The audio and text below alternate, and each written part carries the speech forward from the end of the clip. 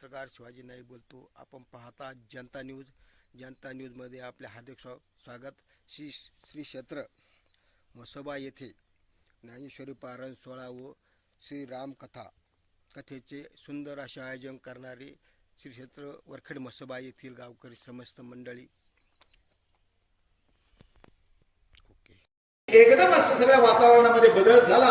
ज्या मनुष्यत्व रूपेने काल मी तुम्हाला सांगितलेलं होतं की परमात्म्याच्या अवताराची जी 5 कारणं होतं त्यातलं एक मनुष्यत्व रूपेचं कारण होतं. मनुष्यत्व रूप आपला देह विसर्जित करते आणि विसर्जित केल्यानंतर ते दशरथ आणि कौसल्या म्हणून जन्माला आल्यानंतर अयोध्येमध्ये त्या ठिकाणी त्यांचा जन्म होतो आणि राजा दशरथाच्या पोटी परमात्मा म्हणाला होता, एक शतरूपे तू मागितलं काय तर तुझ्या सारखा पुत्र मला दे.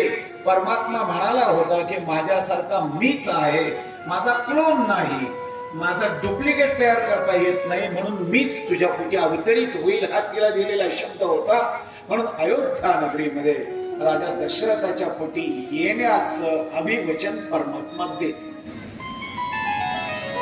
इकडं होतं का ज्याच्या पोटी जन्माला यायचं त्याला मुलबाळच नाही ना. यायचं कसं? दरवाजे तर बंद आहेत, परमात्मा तर यायला तयार, मग यायचं कसं?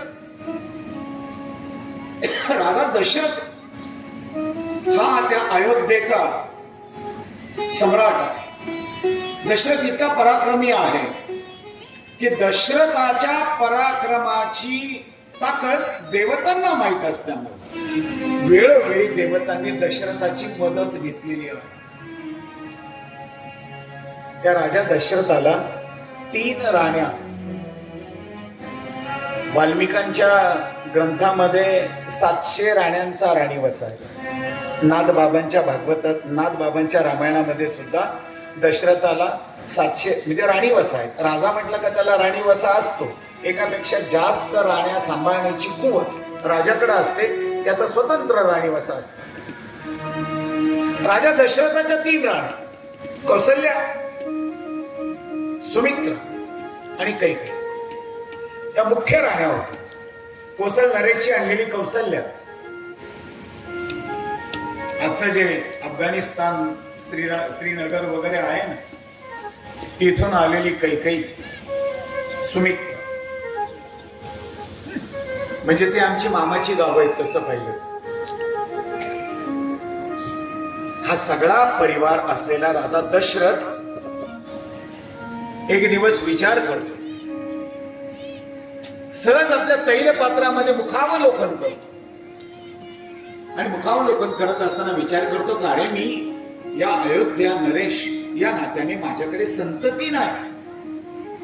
बोलता बोलता माझा वृद्धकाळ येईल. मग या वृद्धकाळ आल्यानंतर या अयोध्येला कोणीतरी राजपुत्राची आवश्यकता आहे. म्हणून राजा दशरथ विचार करतो आणि कुठे जातो? स्वतःहून मग काय गुरुग्रही जातो ना, गुरुंच्या घरी जातो ना.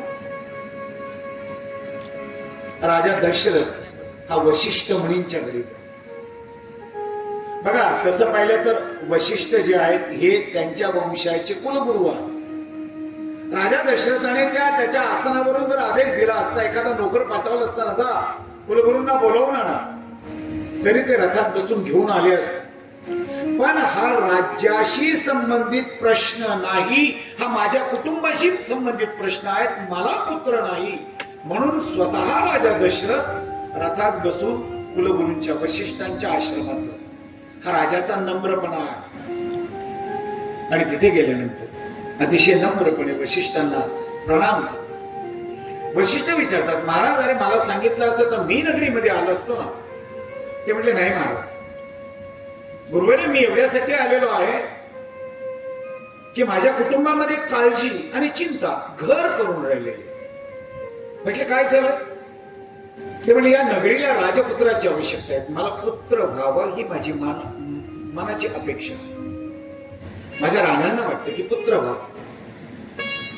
त्यासाठी गुरुवर तुम्ही मला मार्गदर्शन करा का पुत्र प्राप्तीसाठी मी काय करावं? राजा आपल्या गुरुच्या घरी गेल्यानंतर राजसिंहासनावर बसणारे दशरथ त्या वशिष्ठांच्या समोर बसतात आणि हात जोडतात की यासाठी मी काय करावं हे मला सांग. वशिष्ठ शांतपणे डोळे मिळतात आणि सांगतात, हे राजा, यासाठी तुला पुत्र कामेष्टी यज्ञ करावा लागेल.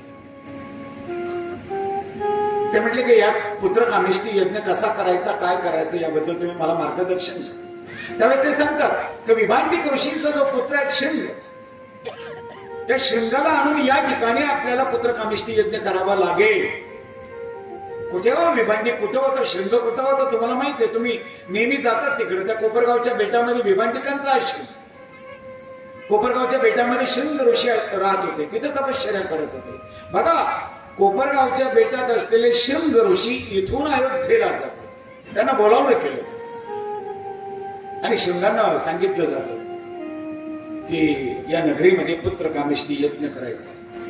जिथं पुत्र कामेष्टी यज्ञ करायचा असतो ती पृथ्वी सुजलाम सुफलाम असावी. शृंग त्या अनुषंगाने तयारी करतात. पुत्र कामेष्टी यज्ञाची तयारी होते. राजाच्या आज्ञेनुसार त्या पुत्र कामेष्टी यज्ञाला हवा असलेला भला सभा मंडप उभा केला जातो, यज्ञविधी उभी केली जाते. त्या ठिकाणी यथा योग्य पुरोहित, जाणकार पुरोहित त्या ठिकाणी जमतात आणि शृंगांच्या अधिपत्याखाली, मुख्य मार्गदर्शनाखाली राजाचा पुत्र कामेष्टी यज्ञ सुरू होतो.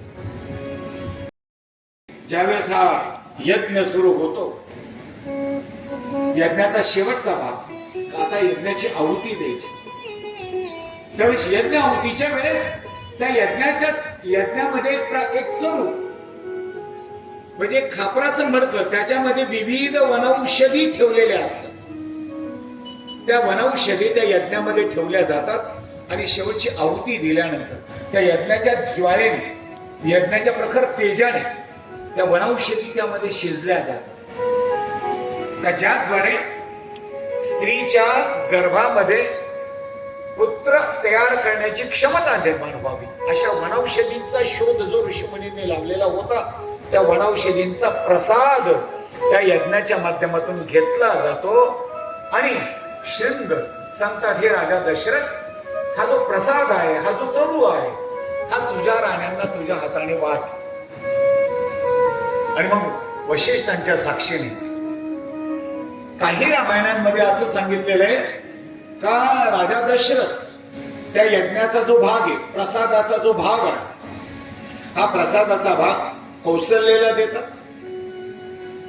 कैकेयीला देतात, सुमित्रेला देतात. काही रामायणांमध्ये सांगितलं की कौशल्येला देतात, सुमित्रेला देतात आणि मला उशिरा का दिला म्हणून कैकेयीला राग येतो. त्याच वेळेस जी सुरुचित्ता नावाची जी अप्सरा शापित झालेली असते ती घारीच्या रूपाने येते आणि एकनाथ बाबा त्या ठिकाणी म्हणतात का पिंड घारीने उचलिला आणि तो अंजनीच्या हातात नेऊन टाकला. आणि काही रामायणांमध्ये तुलसीदास सांगतात की राजा दशरथ त्या प्रसादाचे भाग जे करतात ना, एक भाग कौशल्येला देतात,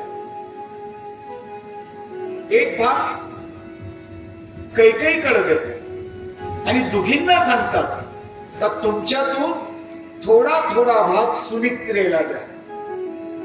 म्हणून त्या दोघी जणी आपल्याला मिळालेला जो प्रसाद आहे, त्या प्रसादाचा काही भाग कौशल्य सुमित्रेला देते आणि कैकेयी तिला मिळालेल्या प्रसादातला भाग सुमित्रेला देते.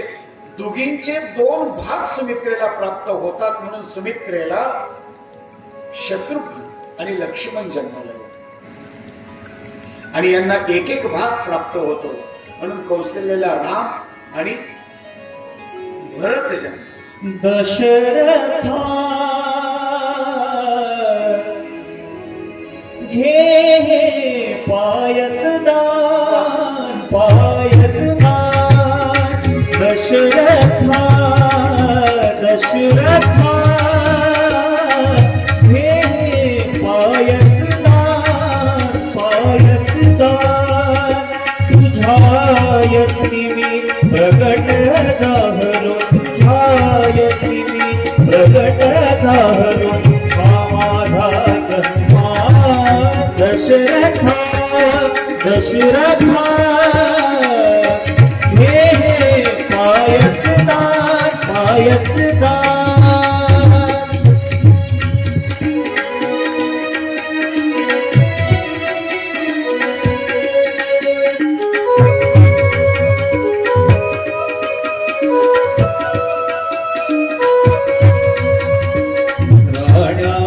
करतील पायस भक्षण, राण्या करतील पायस भक्षण, उदरी होईल वंशारोपण, उदरी होईल वंशारोपण, त्याच्या पोटी जन्म येतील, त्याच्या पोटी जन्म येतील, योधे चारु महान दशरथा, दशरथा, दशरथा, हे पायक दान, पायक दान.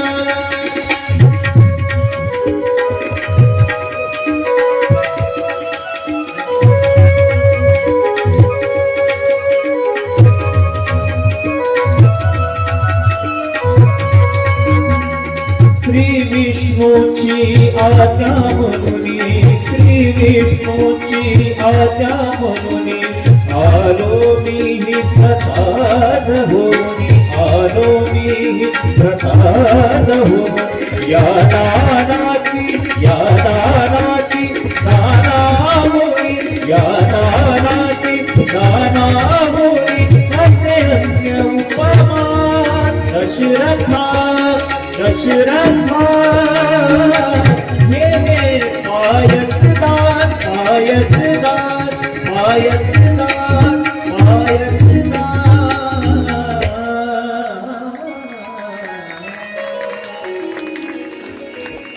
गुरुवर विश्वास असावा. गुरुंनी सांगितलं की आपल्याला पुत्र कामेष्टी यज्ञ करायचा आहे, त्याच वेळेस तुला पुत्र होईल. राजा दशरथ गुरु आज्ञेनुसार पुत्र कामेष्टी यज्ञ करतात. आपल्या राण्यांना त्या यज्ञ प्रसाद जो आहे तो त्या ठिकाणी देतात. वेगवेगळ्या रामायणामध्ये वेगवेगळ्या पद्धतीनं प्रसादाचं वाटप आहे, पण आपण एक गोष्ट समजायची का तिन्ही राण्यांना प्रसाद प्राप्त झाला आणि प्रसाद प्राप्त झाल्याने त्यांच्या स्त्रीच्या जे परिवर्तन होतं, शारीरिक बदल जे होतं, त्यानुसार कौशल्याला जाणीव होती का माझ्या उदरामध्ये ब्रह्म, माझ्या उदरामध्ये जीव, प्रत्येक राणीला जाणीव होती. आणि अयोध्येतल्या नगरजनांना ही माहिती कळली का राजा दशरथाला पुत्र होत आहे. सगळे आनंद, आणि नगरी आनंद झाल्यानंतर देवतांसाठी दिलेला जो शब्द होता परमात्मा, त्यासाठी परमात्म्याकडे जी काही देवता विनंती करायला गेलेली होती, त्या विनंतीनुसार कौशल्या सुद्धा परमात्म्याला विनंती करते तर तुम्ही माझ्याकडे अवतरित होणार, सगळ्यांकडे तुम्ही माझ्या सगळ्या राण्यांना दिवस जाणार, म्हणजे तुम्ही अवतरित होणार. या अवताराच्या द्वारे मातेची कूस, जेव्हा आमच्या पोटी पुत्र जन्माला येतो ना, तेव्हा आईची एकच अपेक्षा असते की याने माझ्या कुळाचा विचार करा आणि शेवटपर्यंत आईचे, वडिलांचे, त्या घराण्याचे गुणगान उंच न्यावे. आम्ही रामायण का ऐकायचं? राम जन्माला येणारच हो, पण त्या रामाने मूळतः ज्या आईच्या उदरामध्ये जन्म घेतला, ज्या बापाचं नाव राम कोणीही विचारलं तर सांगत आला की मी अयोध्या नरेश, राजा दशरथाचा पुत्र राम आहे, या अभिमानाने राम सांगत. आज आमच्या पुत्राला हे सांगावं लागतं का? आमच्या पुत्राला नाव विचार बरं, त्याला नाव, तुझं नाव काय? तू फक्त त्याचं नाव सांग. मग विचारावं लागतं का बाप तो आहे ना, मग सांग ना कोण बाप.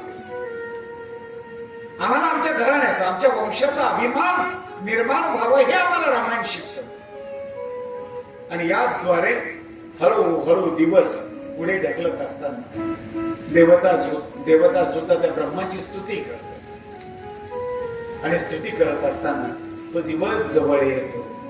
आणि दिवस जवळ आल्यानंतर भय प्रगट कृपाला, दीन दयाला, कौसल्या हितकार.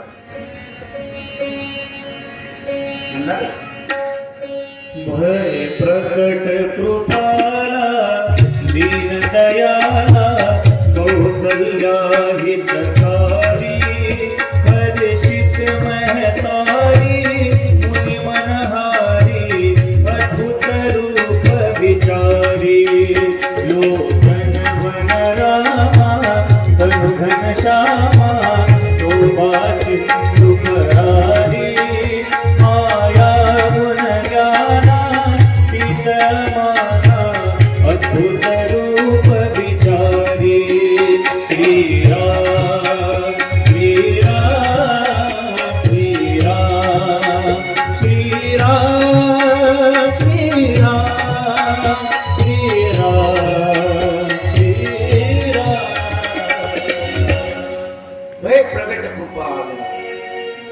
दयाला कौसल्या हितकारी हर्षित महतारी मुनी मनहारी अद्भुत रूप विचार.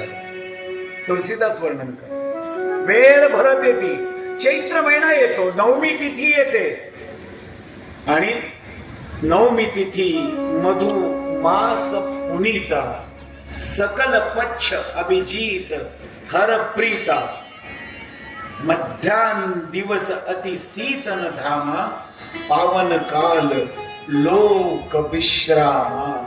चैत्र महिन्याच्या 9व्या तिथीला प्रभू रामचंद्रांचं अयोध्येमध्ये कौसल्याच्या उदरात प्रागट्य होत.